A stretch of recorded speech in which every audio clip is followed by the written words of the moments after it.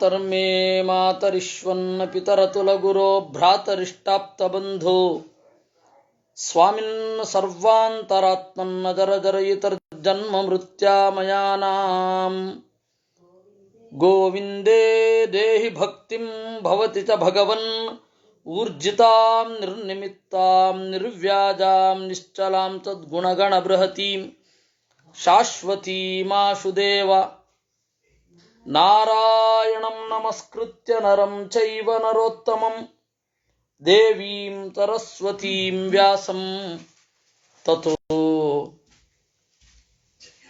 ಜಯಮುದೀರಯೇ ವಿಜಾನತಾಂ ಅವಿತ್ತಸ್ಯ ಮಧ್ವಸ್ಯ ಜಗತಿ ಗುರೋಃ ಪೂರ್ವಾಚಾರ್ಯಮಹಿಷ್ಠಾನಾಂ ಇಯಂ ಪ್ರಣತಿಮಾಲಿಕಾ ಪೂರ್ಣಜ್ಞಾನಾಯ ವಿದ್ಮಹೇ ಪೂರ್ಣಾನಂದಾಯ ಧೀಮಹಿ ತನ್ನೋ ವ್ಯಾಸ ಪ್ರಚೋದಯಾತ್.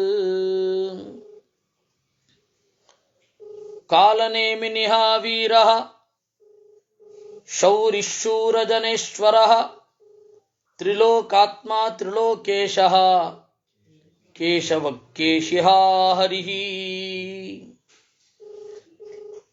ಕಾಲನೇಮಿನಿಃ, ಕಾಲನೇಮಿ ಎನ್ನುವ ರಾಕ್ಷಸನನ್ನ ಕೊಂದವ. ವೀರಃ, ಮುಖ್ಯ ಪ್ರಾಣನನ್ನೂ ಪ್ರಚೋದಿಸಿದವ. ಶೌರಿಹಿ, ಯದುಕುಲದಲ್ಲಿ ಬಂದವ. ಶೂರಜನೇಶ್ವರ, ಶೂರ ಜನರಿಗೆ ಒಡೆಯ. ತ್ರಿಲೋಕಾತ್ಮ, ಮೂರೂ ತರಹದ ಬೆಳಕಲ್ಲಿ ನೆಲೆಗೊಂಡವ. ಸೂರ್ಯ ಚಂದ್ರರು ಮತ್ತೆ ಕೆಳಗಡೆಯ ಬೆಳಕು ಅಗ್ನಿ, ಈ ಮೂರೂ ಬೆಳಕಲ್ಲಿ ನೆಲೆಗೊಂಡವ ತ್ರಿಲೋಕಾತ್ಮ. ತ್ರಿಲೋಕೇಶಃ, ಮೂರು ಲೋಕಗಳ ಒಡೆಯ. ಅಲ್ರಿ 14 ಲೋಕ ಅಲ್ವೇನ್ರಿ ಇರೋದು? ಹೌದು, ಮೂರು ಕೂಡ 14 ಲೋಕ ಲೆಕ್ಕದಲ್ಲಿ. ಆದರೆ ಮೇಲ್ಗಡೆಯ, ನಡುವಣ, ಕೆಳಗಡೆಯ ಲೋಕ ಅಂತ ಅನ್ಕೊಂಡ್ರೆ 14 ಲೋಕವೇ ತ್ರಿಲೋಕ ಅಂತ. ತ್ರಿಲೋಕೇಶಃ. ಇನ್ನು ಕೇಶವ, ಕೇಶವ ಅಂತ ಹೇಳಿದ್ರೆ ಜಲದಲ್ಲಿ ಮಲಗಿರುವವ ಅಂತ. ಕ ಅಂದ್ರೆ ಜಲ.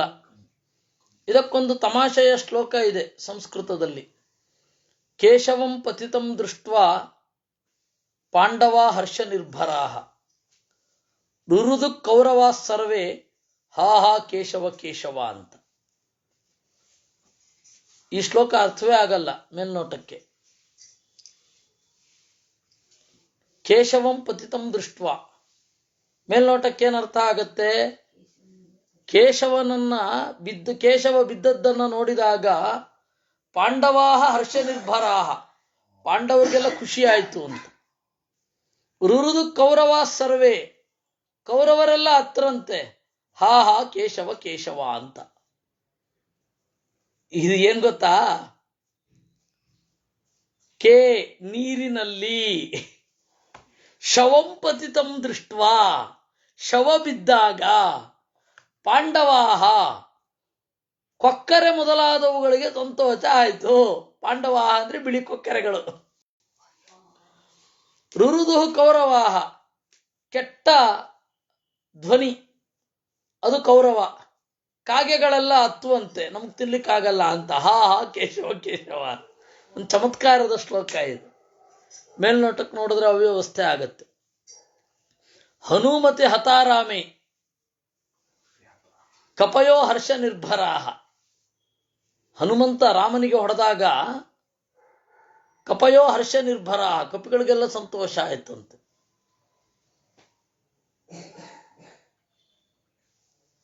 ಲಂಕಾಸ್ಥಾಹರು ರುದು ಸರ್ವೇ ಹಾರಾಮೋಯಂ ಗತೋಯತಃ ಅಂತ. ಲಂಕೆಯಲ್ಲಿರೋರೆಲ್ಲ ಹತ್ರಂತೆ. ಆರಾಮ ಅಂದ್ರೆ ಉದ್ಯಾನ ಅಂತ. ಹನುಮತಿ ಹತಾರಾಮೆ, ಹನುಮಂತ ಆರಾಮವನ್ನ ನಾಶ ಮಾಡಲು ಕಪಿಗಳಿಗೆ ಖುಷಿ ಆಯ್ತು ಅಂತ. ಹಾಗೆ ಮೇಲ್ನೋಟಕ್ಕೆ ನೋಡಿದ್ರೆ ತೀರಾ ಬಾಲಿಶ,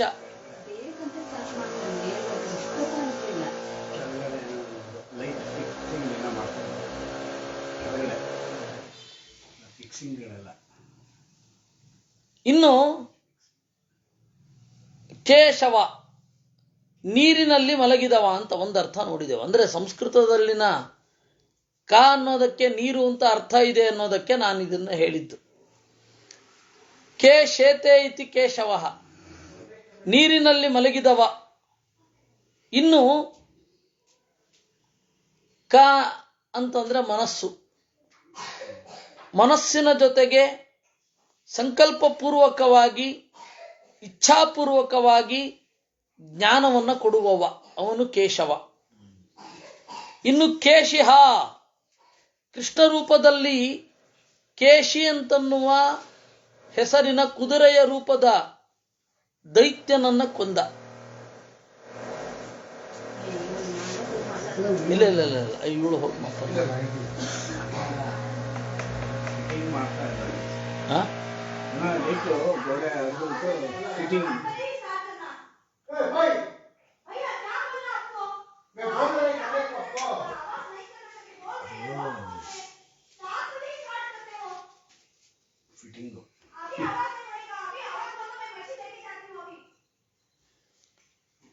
ಕೇಶಿಹ, ಕೇಶ ಅಂತಂದ್ರೆ ಸೂರ್ಯ ಮೊದಲಾದವರು, ಕೇಶ ಅಂತಂದ್ರೆ ಕಿರಣ, ಕೇಶಿ ಅಂತಂದ್ರೆ ಕಿರಣ ಇರುವ ಸೂರ್ಯ ಮೊದಲಾದವರು. ಅವರನ್ನು ಕುರಿತು ತೆರಳುತ್ತಾನೆ, ಪ್ರಳಯ ಕಾಲದಲ್ಲಿ ಅವರನ್ನೂ ನಾಶ ಮಾಡುತ್ತಾನೆ. ಆದ್ದರಿಂದ ದೇವರ ಹೆಸರು ಕೇಶಿಹ ಅಂತ.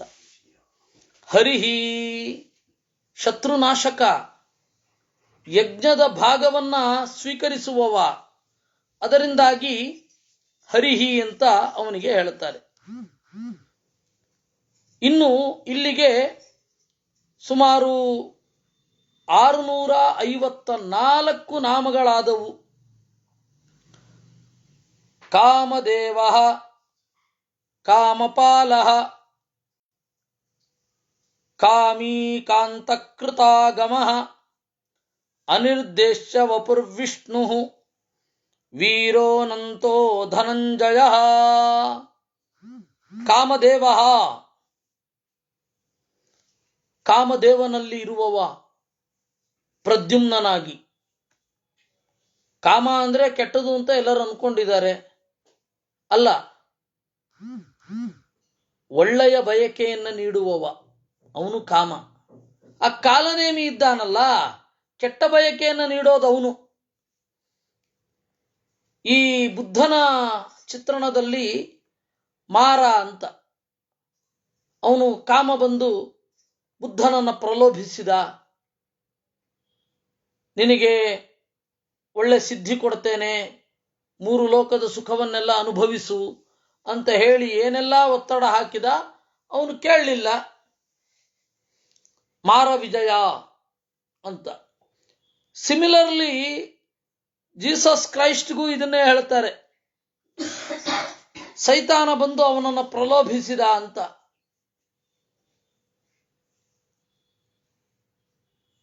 ಅದರಿಂದಾಗಿ ವಿದೇಶಿಯರು ಭಾರತದ ಇದನ್ನು ಓದುವಾಗ ಅವರಿಗೆ ಕಾಮ ಅಂತಂದ ಕೂಡಲೇ ಸೈತಾನ ಅಂತ ಅನ್ನಿಸ್ಲಿಕ್ಕೆ ಶುರು ಆಯಿತು. ಆದ್ರೆ ವಾಸ್ತವಿಕವಾಗಿ ನಮ್ಮಲ್ಲಿ ಕಾಮ ಒಳ್ಳೆಯ ಇಚ್ಛೆಯ ದೇವತೆ. ಈಗ ಫೆಬ್ರವರಿ 14 ಫೆಬ್ರವರಿ 14 ಅದೇನೋ ಲವರ್ಸ್ ಡೇ ಮಾಡ್ತಾರೆ, ವ್ಯಾಲೆಂಟೈನ್ಸ್ ಡೇ. ಅದರ ಬದಲು ನಮ್ಮಲ್ಲಿ ಇರಲಿಲ್ಲ ಅಂತಿಲ್ಲ, ವಸಂತ ಪಂಚಮಿ ಅದನ್ನ ಮಾಡ್ತಾ ಇದ್ರು. ಕೌಮುದಿ ಮಹೋತ್ಸವ ಅಂತ ಮಾಡ್ತಾ ಇದ್ರು ಮಧ್ಯಪ್ರದೇಶದ ಕಡೆಗೆ. ಕೌಮುದಿ ಮಹೋತ್ಸವದಲ್ಲಿ ಇದೇ ರೀತಿ ಸಂಗಾತಿಗಳನ್ನ ಆಯ್ಕೆ ಮಾಡಿಕೊಳ್ಳೋದು. ಕಾಮದೇವನ ಪೂಜೆಯೇ ಅಲ್ಲಿ ಮುಖ್ಯ. ಆಮೇಲೆ ಏನ್ ಮಾಡಿದ್ರು, ಅದರದ್ದು ಆಚರಣೆ ವಿಕೃತ ಆಯಿತು. ಕಾಮನ ಹಬ್ಬ ಅಂತ ಅದರಲ್ಲಿ ಒಂದು ದಿವಸ ಎಲ್ಲ ಬೈಗುಳಗಳನ್ನು ಬೈಯೋದು, ಆಮೇಲೆ ಕಾಮನನ್ನ ಸಾಂಕೇತಿಕವಾಗಿ ಸುಟ್ಟು ಹಾಕೋದು ಅಂತೆಲ್ಲ ಏನೇನೋ ಆಯಿತು. ಆ ಹೋಲಿಕಾ ಅಂತ ಹೇಳಿ ಹಿರಣ್ಯಕಶಿಪುವಿನ ತಂಗಿ, ಏನೇನೋ ಕಥೆಗಳು. ಅಶಿಷ್ಟಾನಾಮಾಚಾರ, ಅಂತ ಹೇಳಿ ಧರ್ಮಶಾಸ್ತ್ರ ಅದನ್ನು ನಿಷೇಧ ಮಾಡುತ್ತೆ. ಆದರೆ ಅದನ್ನ ಅಲ್ಲಿ ಬಣ್ಣ ಹಾಕೋದು ಅದೆಲ್ಲ ಅಶಿಷ್ಟಾನಾಮಾಚಾರ ಅಂತ ಹೇಳಿದ ಮೇಲೂ ನಮ್ಮನ್ನು ಯಾರು ಬೈತಾರಲ್ಲ, ವಿಶೇಷತಃ ನನ್ನನ್ನ ಧರ್ಮಶಾಸ್ತ್ರದ ಅರಿವಿಲ್ಲ ಅಂತ, ಅವರೆಲ್ಲರೂ ಧರ್ಮಶಾಸ್ತ್ರದ ಅರಿವಿದ್ದುಕೊಂಡು ಮಾಡೋದು ಕಾಮನ ಹಬ್ಬ, ಕಾಮನ ಹುಣ್ಣಿಮೆಯನ್ನು ಮಾಡ್ತಾರೆ. ವಾಸ್ತವವಾಗಿ ಕಾಮನ ಹುಣ್ಣಿಮೆಯನ್ನು ಮಾಡಬಾರದು ಅಂತ ನಿಷೇಧ ಇದೆ, ಆದ್ರೆ ಮಾಡ್ತಾರೆ. ಅದು ವಿಕೃತ ಆಗಿದ್ದದು. ವಾಸ್ತವಿಕವಾಗಿ ನಮ್ಮಲ್ಲಿ ಕಾಮದೇವನ ಆಚರಣೆ ಇತ್ತು. ಬಯಕೆ ಬಂದರೆ ತಪ್ಪಲ್ಲ, ವೈರಾಗ್ಯ ಬಂದ್ರೆ ಬಹಳ ಒಳ್ಳೆಯದು. ಮದುವೆಯಾಗಬೇಕು ಅಂತ ಬಯಕೆ ಬಂದರೆ ತಪ್ಪೇ ಅದು, ಆದ್ರೆ ಅದು ಸರಿಯಾದ ದಾರಿಯಲ್ಲಿ ಇರ್ಬೇಕಷ್ಟೆ. ಹೀಗಾಗಿ ಕಾಮದೇವನಲ್ಲಿ ನೆಲೆಗೊಂಡ ಕಾಮದೇವ ಇವನು. ಕಾಮದೇವ ಅಂದ್ರು. ಕಾಮಪಾಲ, ನಾವು ಬಯಸಿದ್ದನ್ನ ರಕ್ಷಿಸುವವ.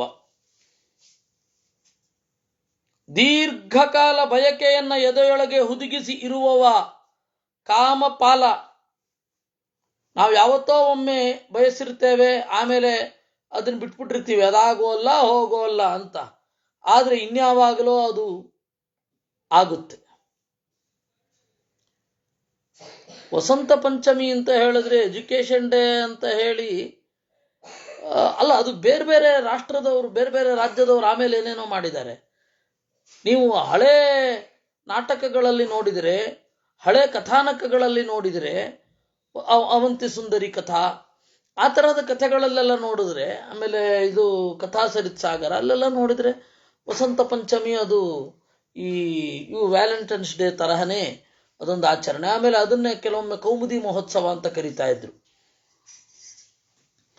ಕೌಮುದಿ ಮಹೋತ್ಸವ ಅಂತಂದ್ರು ಅದು ಕೂಡ ವ್ಯಾಲೆಂಟೈನ್ಸ್ ಡೇ. ಅದೇ ನಾನು ಹೇಳಿದ್ನಲ್ಲ, ಉತ್ತರ ಭಾರತದಲ್ಲಿ ಬೇರೆ ತರಹ, ದಕ್ಷಿಣ ಭಾರತದಲ್ಲಿ ಬೇರೆ ತರಹ, ಪೂರ್ವ ಭಾರತದಲ್ಲಿ ಬೇರೆ ತರಹ, ಹಾಗೆ ಪಶ್ಚಿಮ ಭಾರತದಲ್ಲಿ ಬೇರೆ ತರಹ ಆಚರಣೆ ಇತ್ತು.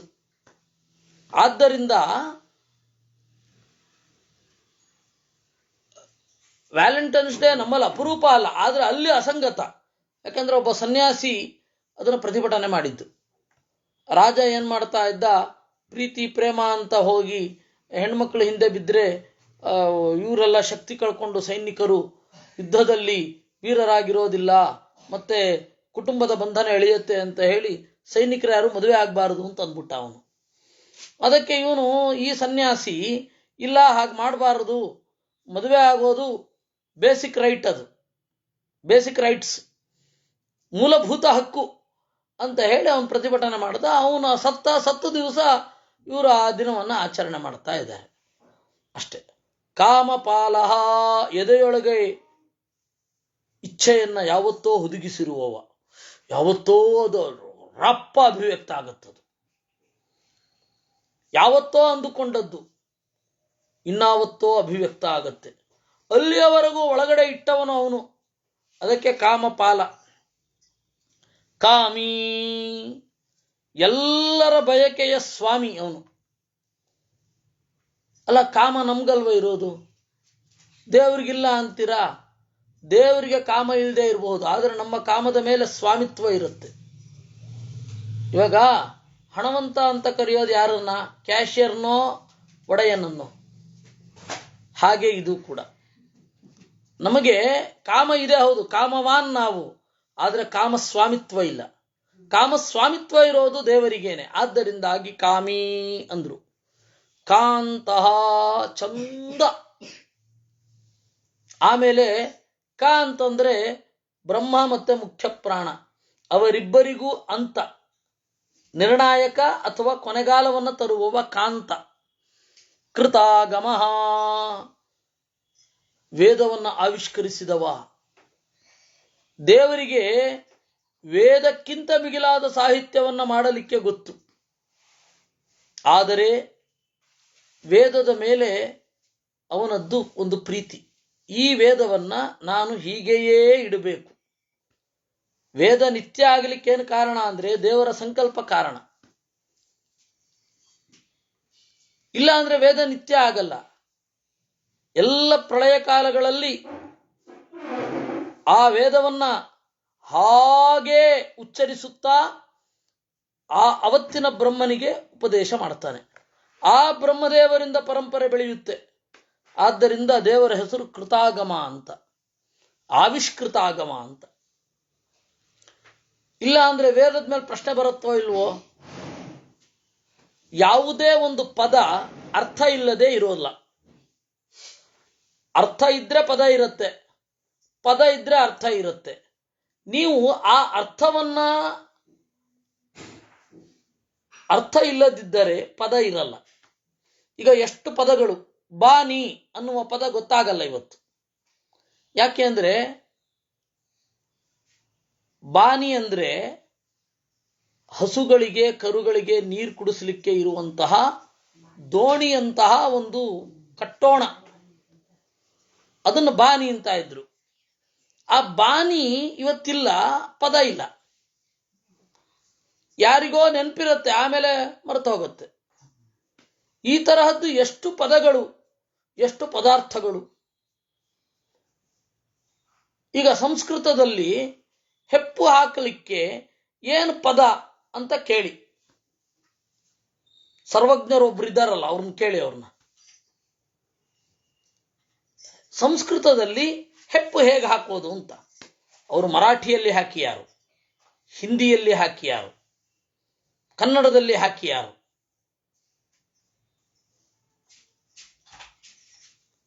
ಸಂಸ್ಕೃತದಲ್ಲಿ ಹೆಪ್ಪು ಹಾಕ್ಲಿಕ್ಕೆ ಬರಲ್ಲ ಅವ್ರಿಗೆ. ಅದು ವೇದದಲ್ಲಿ ಶಬ್ದ ಇದೆ, ಆತನಕ್ತಿ ಅಂತ. ಆತಂಚನ ಅಂತಂದ್ರೆ ಹೆಪ್ಪು ಹಾಕುವುದು, ಆತಂಚನಂ. ಆತನಕ್ತಿ ಪ್ರತನಕ್ತಿ ಅಂತ ವೇದದಲ್ಲಿ ಪ್ರಯೋಗ ಇದೆ. ಆತನಕ್ತಿ ಅಂದ್ರೆ ಹೆಪ್ಪು ಹಾಕುವುದು. ಪ್ರಾಣಿಗಳು ಬೆದೆಗೆ ಬರುವುದು, ಅದನ್ನ ಸಂಸ್ಕೃತದಲ್ಲಿ ಹೇಳಿ ಅಂತ ಹೇಳಿ ಕಷ್ಟ ಇದೆ. ಅದರಿಂದಾಗಿ ವಾದ ಪ್ರಕ್ರಿಯೆಗೆ ಎಷ್ಟು ಬೇಕೋ ಅಷ್ಟು ಸಂಸ್ಕೃತ. ಅವ್ರನ್ನ ಸಂಸ್ಕೃತ ಭಾಷೆ ಬಲ್ಲವರು ಅಂತ ಅನ್ನಲ್ಲ. ಇವಾಗ ಸೈನ್ಸಿನ ಪ್ರಕ್ರಿಯೆಗಳನ್ನು ಉರು ಹೊಡೆದು ಸೈನ್ಸಿನ ಪ್ರಕ್ರಿಯೆಗಳನ್ನ ಮಾತನಾಡು. ಸೈನ್ಸ್ ಇಡೀ ಜೀವನ ತುಂಬಿರಲ್ಲ ಅಲ್ವಾ? ಒಂದು ಇಡೀ ದಿವಸದಲ್ಲಿ ಎಷ್ಟು ನಾವು ಬೇರೆ ಬೇರೆ ವಿಷಯಗಳ ಬಗ್ಗೆ ಮಾತನಾಡುತ್ತೇವೆ, ನಮ್ಮ ಯೋಚನೆ ಹೇಗಿರುತ್ತೆ, ದೈನಂದಿನ ಮಾತುಗಳನ್ನೆಲ್ಲ ಸಂಸ್ಕೃತದಲ್ಲಿ ಹೇಳ್ಬೇಕಲ್ಲ. ಆ ತರಹದ ಪರಿಭಾಷೆ ಬಂದವ್ರಿಗೆ ಸಂಸ್ಕೃತ ಬರುತ್ತೆ. ಇನ್ನು ಚೆನ್ನಾಗಿ ಬೈಗುಳಬೇಕು, ಸಂಸ್ಕೃತದಲ್ಲಿ ಬೈಬೇಕು, ಒಂದು ಸಂಭಾಷೆ ಬಂದಿದೆ ಅಂತ ಅರ್ಥ. ಅದರಿಂದಾಗಿ ಈ ತರಹ ಪ್ರತಿಯೊಂದು ಪದಗಳು ಯಾಕೆ ಮಿಸ್ ಆಗ್ತಾ ಇವೆ? ವಸ್ತು ಇಲ್ಲ, ಹೆಸರಿರುತ್ತೆ, ಕ್ರಮೇಣ ಹೆಸರು ಮರ್ತು ಹೋಗುತ್ತೆ. ನಿಮಗೆ ಸಂಸ್ಕೃತದಲ್ಲಿ ಪಕ್ಷಿಗಳ ಬಗ್ಗೆ ಹೆಚ್ಚು ಗೊತ್ತಿಲ್ಲ, ವೃಕ್ಷಗಳ ಬಗ್ಗೆ ಮರ್ತೋಗಿದೆ. ಆಯುರ್ವೇದ ಯಾಕೆ ಸಫಲ ಆಗ್ತಾ ಇಲ್ಲ ಅಂದ್ರೆ ಇದು ಒಂದು ಕಾರಣ ಇದೆ. ನಾವು ಇವಾಗ ಉದಾಹರಣೆಗೆ ಅಥರ್ವ ವೇದದಲ್ಲಿ ಜಂಗಿಡ ಅಂತ ಒಂದು ಬರುತ್ತೆ. ಆ ಮಣಿ ಏನು ಅಂತ ಗೊತ್ತೇ ಇಲ್ಲ ನಮ್ಗೆ. ಯಾಕೆ ಅಂದ್ರೆ ಮರ್ತು ಬಿಟ್ಟಿದ್ದೀವಿ. ಅದರಿಂದಾಗಿ ಪದ ಹೇಳಿದ್ರೆ ಗೊತ್ತಾಗಲ್ಲ, ಆಮೇಲೆ ಪದವೂ ಇರಲ್ಲ. ಈ ತರದ್ದು ಎಷ್ಟು ಪದಗಳಾಗಿದೆ ಗೊತ್ತಾ ನಿಮಗೆ? ಬನ್ನಿ, ಮಾನಸೋಲ್ಲಾಸ ತೋರಿಸ್ತೇನೆ. ವಿಶ್ವಕೋಶ ಸಂಸ್ಕೃತದ್ದು. ಆ ಮಾನಸೋಲ್ಲಾಸದಲ್ಲಿ ಹೇಳುವ ಎಷ್ಟೋ ಟೆಕ್ನಿಕ್ಗಳು ನಮಗೆ ಗೊತ್ತಿಲ್ಲ. ಅವಾಗಲೇನೆ ಈ ಸೈಫನ್ ಸಿಸ್ಟಮ್ ಮೇಲೆ ಕಟ್ಟಿದ ಒಡ್ಡು ಪೈಪು ಎಲ್ಲ ಇತ್ತು. ಈಗ ಇಲ್ಲಿ ಕೆರೆ ಇದೆ, ನದಿ ಇದೆ, ಅಷ್ಟು ದೂರದಲ್ಲಿ ಇದಿದೆ, ಏನು ಹೊಲ ಇದೆ. ಹೆಂಗೆ ತಗೊಳ್ತಾ ಇದ್ರು? ಒಂದು ನದಿಯಲ್ಲಿ ತಗೊಂಡ್ರೆ ಅದು ಸರಿ ಹೋಗಲ್ಲ, ತಂದು ಹಾಕಬೇಕು. ಒಂದು ಅದು ಸರಿ ಹೋಗಲ್ಲ. ನೀರು ಬರಬೇಕು, ಆ ಥರದ ಬೆಳೆಗಳೆಲ್ಲ ಇರುತ್ತೆ. ಮಳೆ ಬರಬೇಕು, ಇಲ್ಲವೇ ನದಿ ಎರಡು, ಭೂಮಿ ಎರಡು, ನದಿ ಮಾತೃಕ ಮತ್ತು ದೇವ ಮಾತೃಕ ಅಂತ.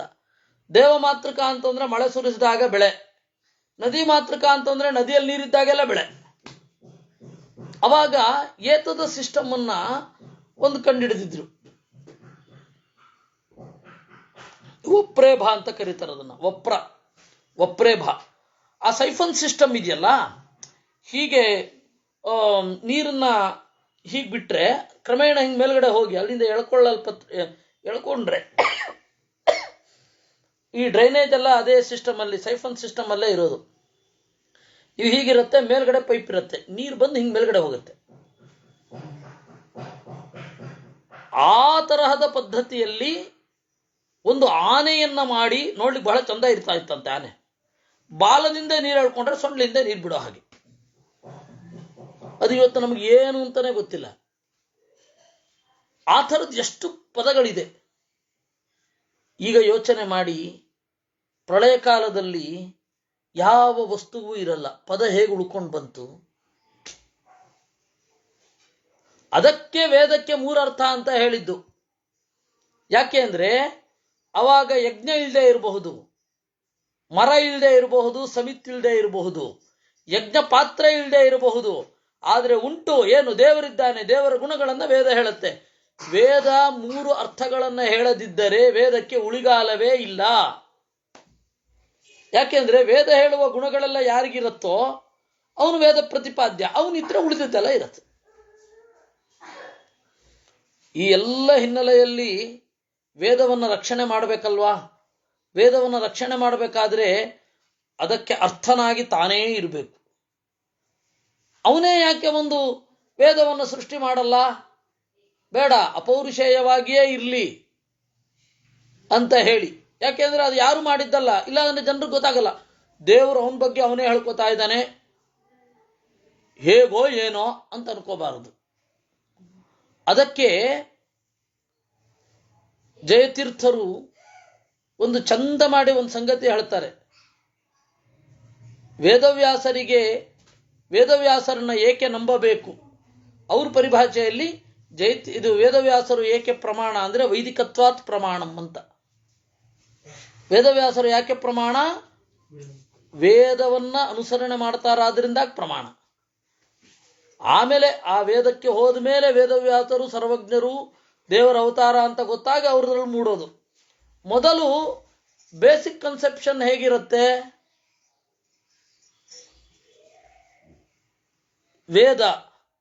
ವೇದವ್ಯಾಸರು ಪ್ರಮಾಣ. ಯಾಕೆ? ವೈದಿಕತ್ವಾತ್. ವೇದ ಯಾರು ಮಾಡಿದ್ದು ಅಲ್ಲ, ಅದರಿಂದಾಗಿ ಮನುಷ್ಯರ ದೋಷಗಳಾದ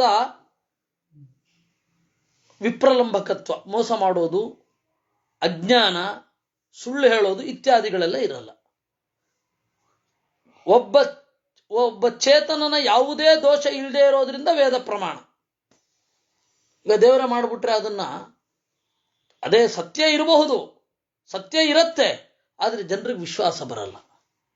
ಅದಕ್ಕೆ ದೇವರು ಕರುಣೆಯಿಂದ ವೇದ ಪೂರ್ತಿ ದೇವರ ಗುಣಗಳನ್ನೇ ಹೇಳಲಿಲ್ಲ, ಆದರೂ ವೇದ ತಾನು ಮಾಡಿಲ್ಲ, ಆದ್ದರಿಂದ ಆ ವೇದವನ್ನು ಜಗತ್ತಿಗೆ ಕೊಟ್ಟಿದ್ದಾನೆ.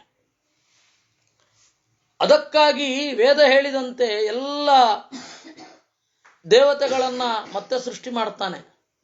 ಬ್ರಹ್ಮಸೂತ್ರ ಇದೆ, ಸಮಾನ ನಾಮ ರೂಪತ್ವಾಚ್ಚ ಆವೃತ್ತಾವಪ್ಯ ವಿರೋಧ ಅಥವಾ ಆವೃತ್ತಾವಪ್ಯ ವಿರೋಧ. ಇಂದ್ರ ಇದ್ದಾನೆ, ಇಂದ್ರ ಪ್ರತಿ ಮನ್ವಂತರದಲ್ಲಿರ್ತಾನೆ. ಆದ್ದರಿಂದಾಗಿ ಆ ಇಂದ್ರ ಪದವಿಯಲ್ಲಿ ಯಾರ್ಯಾರಿರ್ತಾನೆ ಅವನೆಲ್ಲ ಇಂದ್ರ ಪದವಾಚ್ಯ. ಆದ್ದರಿಂದಾಗಿ ವೇದ ನಿತ್ಯ. ಯಾಕೆಂದ್ರೆ ವಾಚಕವಾದ ವಸ್ತು ಇದೆ, ವಾಚ್ಯವಾದ ವಸ್ತುವೂ ಇದೆ. ಈ ಎಲ್ಲ ಹಿನ್ನೆಲೆಯಲ್ಲಿ ದೇವರ ಕೃತಾಗಮ ಅಂತ ನೆನಪಿಸ್ಕೊಂಡ್ರೆ ಏನದು? ಅನಿರ್ದೇಶ್ಯ ವಪುಹು. ದೇವರನ್ನ ಇದಮಿತ್ತಂ ಅಂತ ಹೇಳಿ ತೋರಿಸಲಿಕ್ಕೆ ಬರೋದೇ ಇಲ್ಲ. ಆದ್ದರಿಂದ ಅವನು ಅನಿರ್ದೇಶ್ಯ ವಪುಹು. ವಿಷ್ಣು ಎಲ್ಲದರ ಒಳಗಡೆ ಇದ್ದಾನೆ. ವಿಶತಿ ಸರ್ವಂ. ಅಷ್ಟೇ ಅಲ್ಲ, ವೇವೇಷ್ಟಿ ಸರ್ವಂ, ಎಲ್ಲವನ್ನೂ ಸುತ್ತುವರೆದಿದ್ದಾನೆ. ಆದ್ದರಿಂದಾಗಿ ವಿಷ್ಣು. ವೀರಃ, ವಿಶಿಷ್ಟವಾದ ಈ ಸಂತೋಷ. ಇಹಿ ಅಂದ್ರೆ ಇಚ್ಛೆ, ರ ಅಂದ್ರೆ ಸಂತೋಷ, ವಿಶಿಷ್ಟವಾದ ಇಚ್ಛೆ, ವಿಶಿಷ್ಟವಾದ ಆನಂದ, ಅದಕ್ಕೆ ವೀರ. ಅನಂತಹ, ದೇಶದಿಂದ, ಕಾಲದಿಂದ, ಶಕ್ತಿಯಿಂದ, ಗುಣದಿಂದ ಅನಂತ. ಇನ್ನು ಅನಮಪಿ ತನೋತಿ, ಮುಖ್ಯ ಪ್ರಾಣನನ್ನೂ ವಿಸ್ತರಿಸುವವ. ಮುಖ್ಯ ಪ್ರಾಣನನ್ನ ವಿಸ್ತರಿಸಿ ವಿಸ್ತರಿಸಿ ವಿಸ್ತರಿಸಿ ಬ್ರಹ್ಮದೇವರ ತನಕ ತಗೊಂಡೋಗ್ತಾನೆ, ಬ್ರಹ್ಮ ಪದವಿಯ ತನಕ ಒಯ್ಯುತ್ತಾನೆ. ಧನಂಜಯ, ಎರಡೂ ತರಹದ ಹಣವನ್ನು ಗೆಲ್ಲುತ್ತಾನೆ. ಜ್ಞಾನವೆಂಬ ಹಣ, ಸಂಪತ್ತು. ಬ್ರಹ್ಮಣ್ಯೋ ಬ್ರಹ್ಮ ಕೃದ್ಬ್ರಹ್ಮ, ಬ್ರಹ್ಮ ಬ್ರಹ್ಮ ವಿವರ್ಧನ, ಬ್ರಹ್ಮವಿದ್ರಾಹ್ಮಣೋ ಬ್ರಹ್ಮಿ, ಬ್ರಹ್ಮಜ್ಞೋ ಬ್ರಾಹ್ಮಣ ಪ್ರಿಯ. ಹೇಗೆ ಹೇಳಬೇಕು ಅಂತ, ಬ್ರಹ್ಮಣ್ಯ ಅಂತ ಹೇಳೋದು ಸರಿಯಾದ ಉಚ್ಚಾರ. ಯಾಕೆ ಅಂತಂದ್ರೆ ಬ್ರಹ್ಮಣ್ಯ ಅಂತಾನೆ ಹೇಳಬೇಕು. ಪ್ರತ್ಯಯ ಪರಶ್ಚ ಅಂತ ಸೂತ್ರ. ಪ್ರತ್ಯಯ ಯಾವತ್ತು ಧಾತುವಿನ ನಂತರವೇ ಬರುತ್ತೆ. ನೀವು ಯಾವುದೇ ಧಾತುವನ್ನು ತಗೊಂಡ್ರು ಪ್ರತ್ಯಯ ಬಂದ್ರೆ ನಂತರವೇ ಬರುತ್ತೆ. ಇವಾಗ ಸಾಧ್ಯ ಅಂತ ಒಂದು ರೂಪ ಇದೆ, ಸಾಧ್ಯಂ. ಅಲ್ಲಿ ಸಾಧ ಧಾತುವಿಗೆ ಯತ್ ಪ್ರತ್ಯಯ ಬಂದು ಸಾಧ್ಯಂ ಅಂತ ಆಗಿದೆ. ಭಕ್ತ ಅಂತ ಹೇಳಿ ಒಂದು ಪದ ಇದೆ, ಭಜ ಧಾತು, ತಪ್ರತ್ಯಯ ನಂತರ ಬರುತ್ತೆ, ಭಕ್ತ ಅಂತ ಆಗುತ್ತೆ. ಭತ್ಕ ಅಂತ ಆಗಲ್ಲ, ಭಕ್ತಾನೇ ಆಗೋದು. ಉತ್ಕ, ಉತ್ಕ, ಉತ್ಕ ಅಂದ್ರೆ ಬಹಳ ಉತ್ಸಾಹಶೀಲನಾದವ ಅಂತ. ಉತ್ ಇದೆ, ಕ ಆಮೇಲೆ ಬರುತ್ತೆ. ಹಾಗೆ ಬೃಹಿ ಇದೆ, ಮನ್ ಪ್ರತ್ಯಯ ಬರುತ್ತೆ, ಏನಾಗತ್ತೆ? ಬ್ರಹ್ಮ ಆಗತ್ತೆ. ಆದರೆ ಒಂದು ಪ್ರಾಬ್ಲಮ್ ಇದೆ ಇಲ್ಲಿ. ಬರಿಬೇಕಾದ್ರೂ ಹಾಗೆ ಬರಿತೇವೆ. ಬ್ರಹಿ ಬಂದು ಹಕಾರಕ್ಕೆ ಮಕಾರದ ಒತ್ತು. ಮಕಾರವನ್ನ ಯಾವತ್ತು ಒತ್ತಕ್ಷರವನ್ನು ನಂತರ ತಾನೇ ಹೇಳೋದು. ಉತ್ಕ ಅನ್ಬೇಕಾದ್ರೆ ನೋಡಿ, ಮೇಲ್ಗಡೆ ಬರೋದು ಹಾಗೆ ಬರೆಯೋದು, ಕ ಸಾಮಾನ್ಯ ಹಂಗೆ ಬರೆಯೋದು.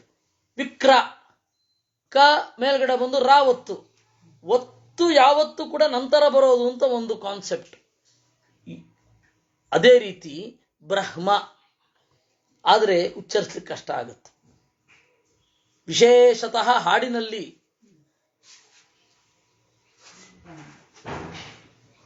ಉಚ್ಚರಿಸ್ಲಿಕ್ಕೆ ಕಷ್ಟ ಆಗುತ್ತೆ. ಅದಕ್ಕೇನ್ ಮಾಡಿದ್ರು, ಹಾಡು ಹೇಳುವಾಗ ಸಾಮಗಾನವನ್ನು ಮಾಡಬೇಕಾದ್ರೆ ಇದನ್ನ ಇಂಟರ್ಚೇಂಜ್ ಮಾಡ್ಕೊಳ್ಳಿ ಅಂತಂದ್ರು. ಬ್ರಹ್ಮ ಅದೇನ್ ಮಾಡ್ಬಿಟ್ರು, ಸಾರ್ವತ್ರಿಕ ಆಗೋಯ್ತದು. ಬ್ರಹ್ಮ ಬ್ರಹ್ಮ ಬ್ರಹ್ಮ ಅಂತ. ವಾಸ್ತವವಾಗಿ ಇರೋದು ಹೇಗೆ ಅಂದ್ರೆ, ಒಂದೋ ಬ್ರಹ್ಮಾನ್ನಿ, ಒಂದೋ ಬ್ರಹ್ಮಾನ್ನಿ. ನಿಮಗೆ ಅಷ್ಟು ಕಷ್ಟ ಆಯಿತು ಅಂದ್ರೆ ಬ್ರಹ್ಮಣ್ಯೋ ಬ್ರಹ್ಮ ಕೃದ್ಬ್ರಹ್ಮ, ಬ್ರಹ್ಮ ಬ್ರಹ್ಮ ವಿವರ್ಧನ, ಬ್ರಹ್ಮವಿದ್ರಾಹ್ಮಣೋ ಬ್ರಹ್ಮಿ, ಬ್ರಹ್ಮಜ್ಞೋ ಬ್ರಾಹ್ಮಣ ಪ್ರಿಯ ಅಂತ ಹೇಳಿ. ಇಲ್ಲ, ಶಕ್ತಿ ಇದೆ ಗಂಟಲಲ್ಲಿ, ಗಂಟಲ ತ್ರಾಣ ಇದೆ ಅಂದ್ರೆ ಬ್ರಹ್ಮಣ್ಯೋ ಬ್ರಹ್ಮ ಕೃದ್ಬ್ರಹ್ಮ, ಬ್ರಹ್ಮ ಬ್ರಹ್ಮ ವಿವರ್ಧನ, ಬ್ರಹ್ಮವಿದ್ರಾಹ್ಮಣೋ ಬ್ರಹ್ಮಿ, ಈ ರೀತಿ ಹೇಳಿ.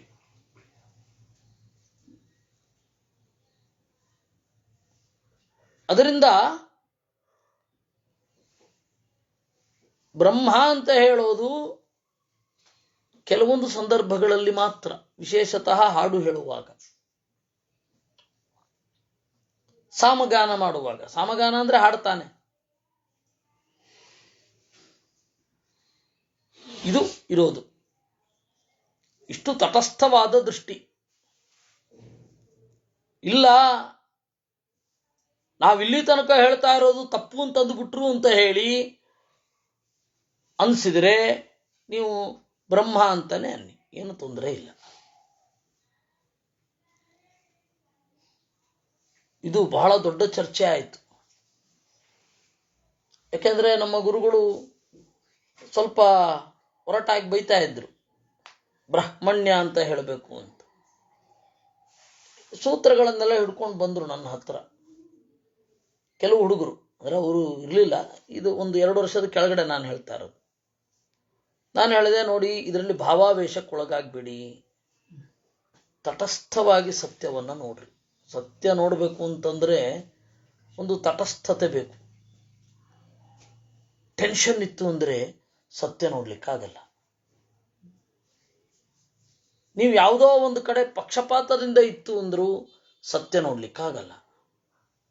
ತಟಸ್ಥವಾಗಿ ನೋಡಿ ಅಂತ ಹೇಳಿ ಇದನ್ನ ಹೇಳಿದೆ. ಬಹಳ ಜನರಿಗೆ ಇಷ್ಟ ಆಯಿತು. ಸಂಸ್ಕೃತ ಕಾಲೇಜಿನ ಹುಡುಗರು ಬಹಳ ಜನಕ್ಕೆ ಇಷ್ಟ ಆಗಿ, ಈ ತರಹ ನಾವೆಲ್ಲವನ್ನು ಹೀಗೆ ಕಾಣ್ಲಿಕ್ಕೆ ಪ್ರಯತ್ನ ಪಡ್ತೇವೆ ಅಂತ ಹೇಳಿ ಹೋದ್ರು. ಕೆಲವೊಮ್ಮೆ ಅದು ಬೇಕಾಗತ್ತೆ. ನಾವು ಒಂದು ಕಡೆ ಪಕ್ಷದಲ್ಲಿ ನಿಂತು ಬಿಡ್ತು ಅಂತಂದ್ರೆ ಎದುರುಗಡೆ ಇರೋ ಗುಣನೂ ಗೊತ್ತಾಗಲ್ಲ, ನಮ್ಮ ಕಡೆ ಇರೋ ದೋಷನೂ ಗೊತ್ತಾಗಲ್ಲ. ಅದು ಎರಡನ್ನೂ ತಟಸ್ಥವಾಗಿ ತೂಗಿ ನೋಡ್ಬೇಕಾಗತ್ತೆ. ನಾನು ಅದನ್ನ ಹೇಳಿದೆ, ಹಂಗೆ ನಡಿಲ್ಲಾಯರಾದ್ರೆ ನಮ್ಮಲ್ಲಿ ಮಧ್ವರು ಮುಡ್ತಾರೆ, ನಡುಮನೆಯವರಾಗಬೇಕು. ಯಾವ ಎಕ್ಸ್ಟ್ರೀಮ್ಗೂ ಹೋಗದೆ ನಡುಮನೆಯವರಾಗಬೇಕು. ನಮ್ಮಲ್ಲಿ ಮಧ್ವರು ಮೂಡ್ತಾರೆ. ಇರ್ಲಿ. ಬ್ರಹ್ಮಣ್ಯ, ವೇದವನ್ನ ತಿಳಿದವನು ಬ್ರಹ್ಮ, ಅವನಿಗೆ ಹಿತ. ಬ್ರಹ್ಮಣ್ಯ ಅಂದ್ರೇನು? ಬ್ರಹ್ಮ ಅಂದ್ರೆ ಬ್ರಾಹ್ಮಣ ಕೂಡ ಬ್ರಹ್ಮನೇ. ವೇದವನ್ನ ತಿಳಿದವನಿಗೆ ಹಿತವನ್ನು ಉಂಟು ಮಾಡ್ತಾನೆ. ವೇದವನ್ನ ತಿಳಿದವನು ಯಾರೋ ಅವನು ಬ್ರಾಹ್ಮಣ.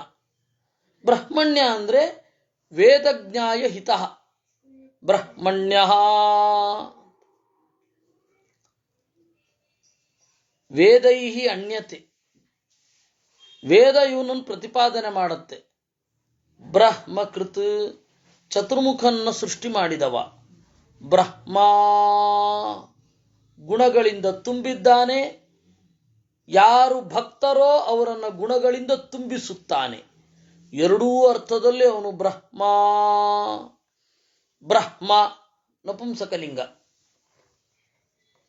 ದೇವರು ಪುಲ್ಲಿಂಗ ಹೌದು, ಸ್ತ್ರೀಲಿಂಗ ಹೌದು, ನಪುಂಸಕಲಿಂಗವೂ ಹೌದೇ? ಇಲ್ಲ. ದೇವರು ಗಂಡೋ ಹೆಣ್ಣೋ ಎರಡೂ ಕೂಡ.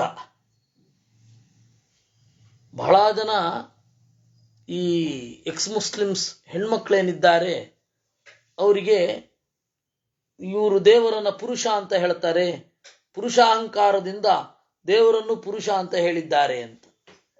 ಇನ್ನು ಕೆಲವರು ಇಲ್ಲ ಇಲ್ಲ, ಗಂಡಸರು ತಮ್ಮ ಅಹಂಕಾರದಿಂದ ಇರುವ ಹಾಗೆ ದೇವರು ಪುರುಷ ಆದರೆ ಹೆಣ್ಣು ಮಕ್ಕಳನ್ನ ಈ ರೀತಿ ದುಃಖ ಪಡ್ಲಿಕ್ಕಾಗಿಯೇ ಸೃಷ್ಟಿ ಮಾಡಿದ್ದಾನೆ ಅಂತ ಹೇಳಿ ಹೆಣ್ಣು ಮಕ್ಕಳಿಗೆ ಇರುವ ಈ ನಿಯಮಗಳೆಲ್ಲ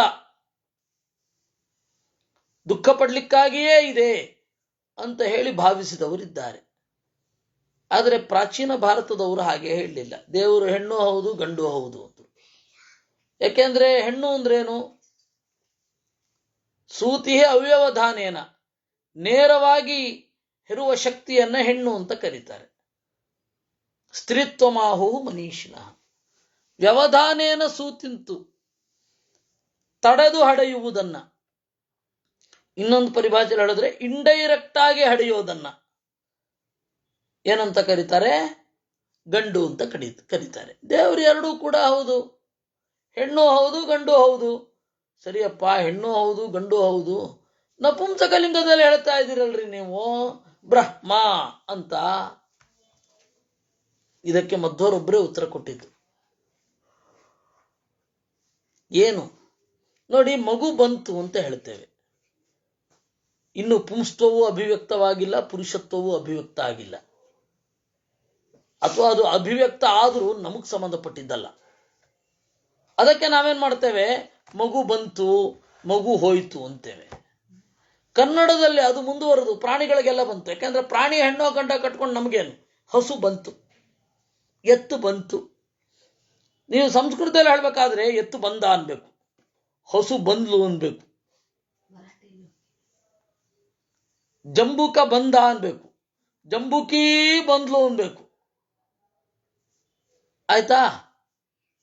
ನಮಗೆ ಅದರ ಲಿಂಗ ಕಟ್ಕೊಂಡು ಏನೂ ಆಗ್ಬೇಕಾಗಿಲ್ಲ. ಅದಕ್ಕೆ ಕನ್ನಡದಲ್ಲಿ ಎಲ್ಲಕ್ಕೂ ಕೂಡ ನಪುಂಸಕಲಿಂಗ, ನಮಗ್ ಮಾತ್ರ ಪುಲ್ಲಿಂಗ ಸ್ತ್ರೀಲಿಂಗ. ಇನ್ನು ಸಂಸ್ಕೃತದಲ್ಲಿ ದೇವರನ್ನ ಯಾಕೆ ನಪುಂಸಕಲಿಂಗ ಕರೀತಾರೆ? ಇದಕ್ಕೆ ಉತ್ತರ ಇಲ್ಲ. ವೈಯಾಕರಣರು ಹೇಳಿದ್ರು ಏನಂತ ನೋಡಿ, ಲಿಂಗ ಅನ್ನೋದು ವಸ್ತುವಿಗೆ ಸಂಬಂಧಪಟ್ಟಿದ್ದಲ್ಲ, ಅದು ಶಬ್ದಕ್ಕೆ ಸಂಬಂಧಪಟ್ಟಿದ್ದು. ಇವಾಗ ದಾರಾಹ ಅಂತೇವೆ, ದಾರಾಹ ಬಹುವಚನ, ಪುಲ್ಲಿಂಗ, ಅರ್ಥ ಹೆಂಡತಿ ಅಂತ.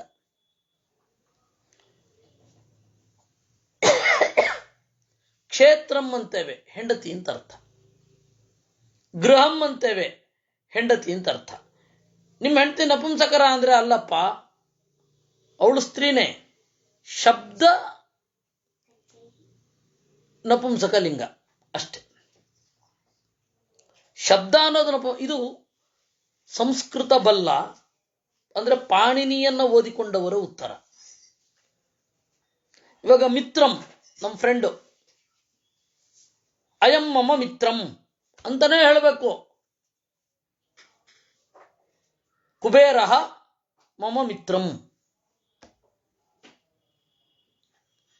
ಅವ್ರಿಗೆ ಸಿಟ್ಟು ಬರಬೇಕು, ಏನ್ರಿ ನಮ್ಮನ್ನ ನಪುಂಸಕ ಅಂತೀರಾ, ನೋಡ್ಕೋತೀನಿ ಹೊರಗಡೆ ಬನ್ನಿ ಅಂತ. ಆದ್ರೆ ಅದು ಅವ್ರಿಗಲ್ಲ ಇರೋದು, ಆ ಶಬ್ದಕ್ಕೆ. ಇದು ಅವ್ರ ಉತ್ತರ, ಪಾಣಿನಿಯರ ಉತ್ತರ. ಮಧ್ವಾಚಾರ ಉತ್ತರ ಏನು?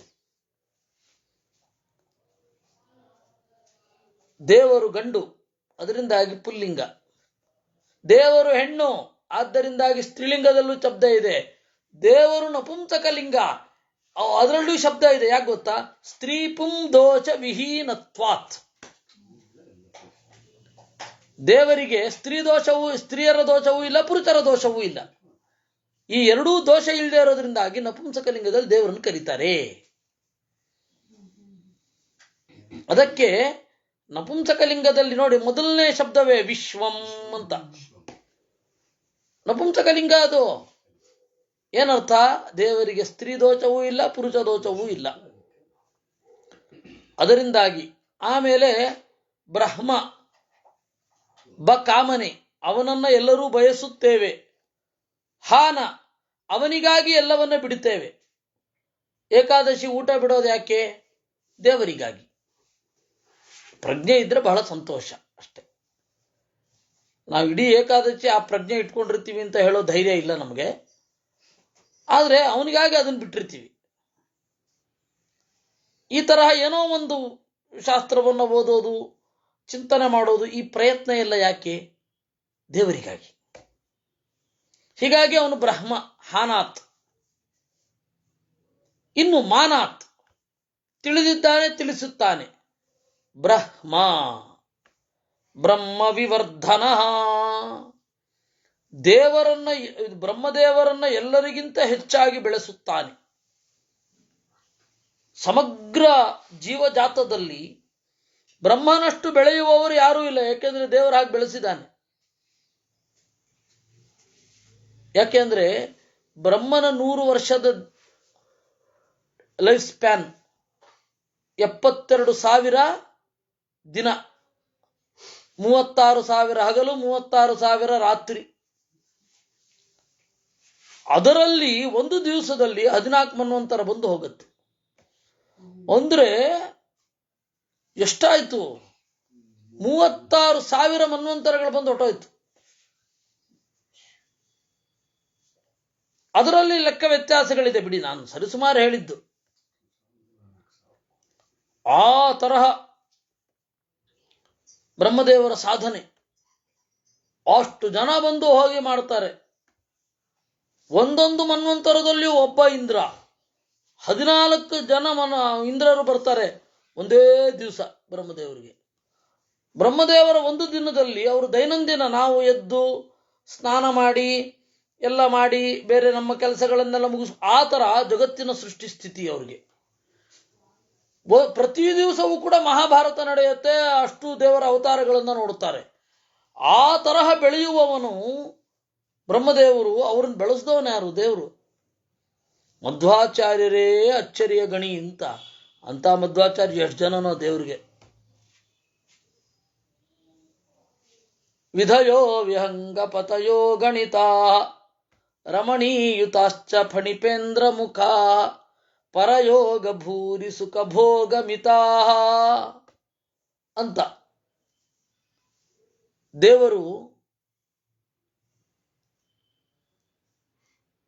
ದೇವರನ್ನ ಎಣೆ ಇರಲಾರದಷ್ಟು ವಿಧಯ ಬ್ರಹ್ಮದೇವರುಗಳು, ವಿಹಂಗಪತಯ ಗರುಡರು. ಎಷ್ಟು ಜನ ಇಲ್ಲಿ ತನಕ ಅನಂತ ಕಾಲದಿಂದ ಮುಕ್ತರಾಗಿರೋ ಎಷ್ಟು ಜನ ಗರುಡರು ಮುಕ್ತರಾಗಿದ್ದಾರೆ, ಎಷ್ಟು ಜನ ಬ್ರಹ್ಮದೇವರು ಮುಕ್ತರಾಗಿದ್ದಾರೆ. ಅವರೆಲ್ಲ ದೇವರು ಅವ್ರ ಪಾಲಿಗೆ ಒಬ್ಬನೇ. ದೇವರ ಪಾಲಿಗೆ ಎಷ್ಟು ಜನ ಬ್ರಹ್ಮದೇವರು, ಎಷ್ಟು ಜನ ಗರುಡರು ಅಲ್ವಾ? ಹಾಗೆ ಅದರಿಂದಾಗಿ ಬ್ರಹ್ಮನನ್ನ ಯಾರಿಗೂ ಇಲ್ಲದಂತೆ ಎಲ್ಲರಿಗಿಂತ ಮಿಗಿಲಾಗುವಂತೆ ಬೆಳೆಸಿದವ ಬ್ರಹ್ಮವಿತ್. ವೇದವನ್ನ ಪೂರ್ಣವಾಗಿ ತಿಳಿದವನು ಪಡೆದವನು ದೇವರೊಬ್ಬನೇ. ಅನಂತಾವೈ ವೇದ ಅಲ್ವಾ? ಅನಂತ ದೇವರ ಅರಿವು, ಅನಂತವಾದ ವೇದವನ್ನ ಅರ್ಥ ಮಾಡ್ಕೊಂಡಿದ್ದಾನೆ. ಅವನು ಬರಿಬಹುದು. ಗತಿ ಸಾಮಾನ್ಯಾತ್. ಅನಂತವಾದ ವೇದಕ್ಕೆ ಒಂದು ಚೌಕಟ್ಟಿದೆ. ಈ ಚೌಕಟ್ಟಿನ ಒಳಗಡೆ ಎಷ್ಟು ಆಳವಾಗಿ ಬೇಕಾದರೂ ಹೋಗಬಹುದು ಅಂತ. ಬ್ರಾಹ್ಮಣ ವೇದರಾಶಿಯನ್ನ ತಿಳಿದವ, ವೇದಗಳನ್ನು ತಿಳಿದವರಿಗೆ ಸಂಬಂಧಪಟ್ಟವ. ಅದರಿಂದಾಗಿ ಬ್ರಾಹ್ಮಣ. ಬ್ರಹ್ಮೀ. ಬ್ರಹ್ಮ ಅಂದ್ರೆ ತಪಸ್ಸು. ತಪಸ್ಸನ್ನ ಕೊಡುವವ ಬ್ರಹ್ಮಜ್ಞ. ಬ್ರಹ್ಮ ಅಂದ್ರೆ ಜೀವರು ಕೂಡ. ಯಾಕೆಂದ್ರೆ ಅವರವರ ಸ್ವರೂಪ ಹಿಗ್ಗುತ್ತೆ. ಅವ್ರು ಏನೋ ಅದಾಗಿ ಹಿಗ್ಗತ್ತೆ. ಹಿಗ್ಗಬಲ್ಲವರು, ಎಕ್ಸ್ಪ್ಯಾಂಡಬಲ್ ಅಂತ ಹೇಳಬಹುದು ಬ್ರಹ್ಮ ಅಂದ್ರೆ. ಆ ಜೀವರನ್ನ ಪ್ರತಿಯೊಬ್ಬರನ್ನೂ ಬಲ್ಲವ ಹತ್ತಿರದಿಂದ ಯಾರೋ ಅವನು ಬ್ರಹ್ಮಜ್ಞ. ಬ್ರಾಹ್ಮಣ ಪ್ರಿಯ. ಬ್ರಾಹ್ಮಣರೆಲ್ಲ ಅವನು ಪ್ರೀತಿಸ್ತಾರೆ. ವೇದವನ್ನು ತಿಳಿದವರೆಲ್ಲ ದೇವರನ್ನು ಪ್ರೀತಿಸ್ತಾರೆ. ಈ ರೀತಿ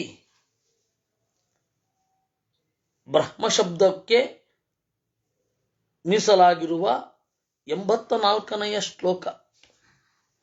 ಮಹಾಕ್ರಮ.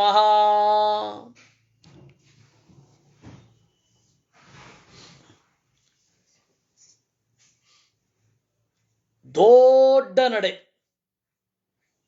ಕ್ರಮ ಅನ್ನೋದಕ್ಕೆ ಪ್ರೊಸೀಜರ್ ಅಂತಾನೂ ಅರ್ಥ ಮಾಡ್ಕೊಂಡಿದ್ದೇವೆ, ಪ್ರೊಸೆಸ್ ಅಂತಾನೂ ಅರ್ಥ ಮಾಡ್ಕೊಂಡಿದ್ದೇವೆ. ಆ ಎರಡೂ ಕ್ರಮವನ್ನ ಇವನು ಹೊಂದಿದ್ದಾನೆ. ಮಹಾಕ್ರಮ, ಮಹಾಕರ್ಮ, ದೊಡ್ಡ ಕೆಲಸ ದೇವರದ್ದು. ಮಹಾತೇಜಾಹ, ಸೂರ್ಯನನ್ನು ಬೆಳಗುವ ತೇಜಸ್ಸು. ಮಹೋರಗಃ,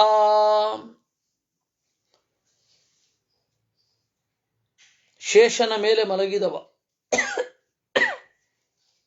ಮಹಾಕ್ರತುಃ, ಯಜ್ಞದಿಂದ ಪ್ರತಿಪಾದ್ಯ.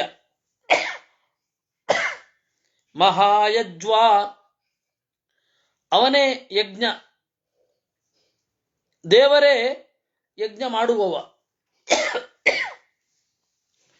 ಹೋತ ಅಂತ ಹೇಳಿ ದೇವರನ್ನು ಕರೀತಾರೆ. ಹೋತ ಅಂದ್ರೇನು? ಇಂದ್ರಿಯವೆಂಬ ಅಗ್ನಿಯಲ್ಲಿ ವಿಷಯವೆಂಬ ಬೆಂಕಿಯನ್ನು ಹೋಮಿಸಿದವ ಅಂತ. ಕಣ್ಣು ಅನ್ನುವ ಬೆಂಕಿ ರೂಪ ಅಂತನ್ನುವ ತುಪ್ಪವನ್ನು ಹೋಮಿಸಿದವ, ಕಿವಿ ಅನ್ನುವ ಬೆಂಕಿ ಶಬ್ದ ಅನ್ನುವ ತುಪ್ಪವನ್ನು ಹೋಮಿಸಿದವ. ಅದರಿಂದಾಗಿ ಅವನು ಪುರೋಹಿತ. ಹೀಗೆ ಯಾರ್ಯಾರಿಗೆ ಏನೇನು ತಿಳಿಬೇಕು, ಯಾರ್ಯಾರ ಇಂದ್ರಿಯಕ್ಕೆ ಏನೇನು ಗೋಚರ ಆಗಬೇಕು ಅದನ್ನೆಲ್ಲ ಈ ದೇಹವೆಂಬ ಕುಂಡದಲ್ಲಿ ಇರುವ ಇಂದ್ರಿಯಗಳು ಅಂತನ್ನುವ ಅಗ್ನಿಗೆ ಆಯಾ ವಿಷಯಗಳನ್ನು ಹೋಮ ಮಾಡ್ತಾ ಇದ್ದಾನಲ್ಲ, ಅವನು ಮಹಾಯಜ್ವಾ.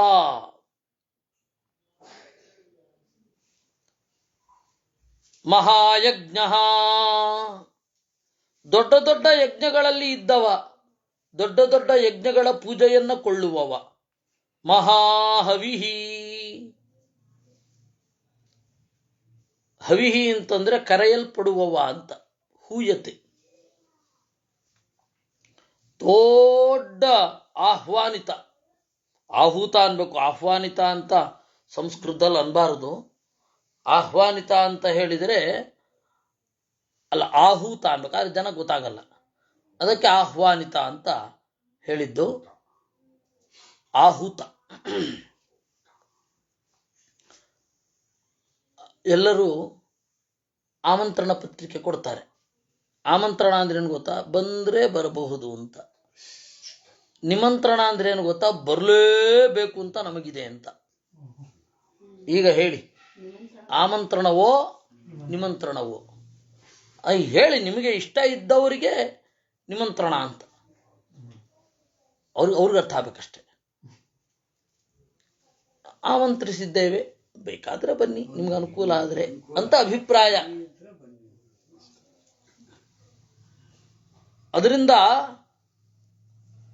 ದೇವರನ್ನ ಉತ್ಕಟವಾಗಿ ಆಹ್ವಾನ ಮಾಡ್ತಾರೆ. ಹಾಗೆ ಕರೆಯಲ್ಪಡುವವ ದೇವರು ನಿಮಂತ್ರಿತ ಎಲ್ಲ ಕಡೆಗೂ. ಅದಕ್ಕೆ ದೇವರ ಹೆಸರೇನು? ಮಹಾಹವಿಹಿ ಅಂದ್ರು. ಇಷ್ಟೆಲ್ಲಾ ಗುಣಗಳಿರುವ ದೇವರನ್ನ ಸ್ತವ್ಯ ಅಂದ್ರು. ಸ್ತೋತ್ರ ಮಾಡಲೇಬೇಕು. ಇನ್ಯಾರನ್ನ ಸ್ತೋತ್ರ ಮಾಡೋದು? ಯಾರನ್ನ ಸ್ತೋತ್ರ ಮಾಡಿದ್ರು ಅವರೊಳಗಡೆ ಇರುವ ದೇವರನ್ನ ಸ್ತೋತ್ರ ಮಾಡ್ತಾ ಇದ್ದೀವಿ ಅನ್ನೋ ಎಚ್ಚರ ಇರಬೇಕು. ಸ್ತವ ಪ್ರಿಯ,